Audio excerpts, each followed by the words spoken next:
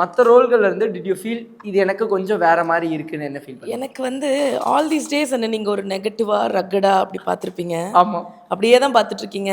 இதில் வந்து நான் பாருங்க ஒரு வித்தியாசம் தெரியும். நானே ரொம்ப ரசித்து ஒரு ஒரு சாஃப்டாக ஒரு ஒரு ஒரு ஒரு யூஷுவலாகவே பையன் அம்மானா ஒரு ஸ்பெஷல் பாண்டிங் தான். அது நம்ம ஆமா. எல்லாருக்குமே தெரியும்.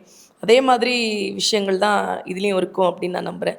பையனுக்கும் அம்மாவுக்கும் இருக்கிற ஒரு ஸ்பெஷல் பாண்டிங், அவன் என்ன புரிஞ்சுக்கிறது, நான் அவனை எவ்வளோ நல்லா புரிஞ்சிருக்கேங்கிறது, அவனோட அப்ஸ் அண்ட் டவுன்ஸை நான் எப்படி ஹேண்டில் பண்ணியிருக்கேன் அப்படின்னு பார்க்குறது. ஸோ இதில் கம்ப்ளீட்டாக காயத்ரி வந்து ஒரு கான்ட்ராஸ்டான கேரக்டரில் பார்க்கலாம். அதுக்கு நான் கேரண்டி. அதான் எவர் தாட் இப்போ நாங்க வந்து உள்ள வந்தோடனே என்கிட்ட எனக்கு ஒரு மாதிரி இது இருந்தது. எல்லாருமே ஒரு மாதிரி உட்கார்றப்ப செட்டிலாக இருக்கும்போது நீங்க அந்த இடத்த ஒரு மாதிரி டக்குன்னு மாத்திட்டீங்க. ஆக்சுவலி அது டோட்டல் சேஞ்ச் இருந்தது.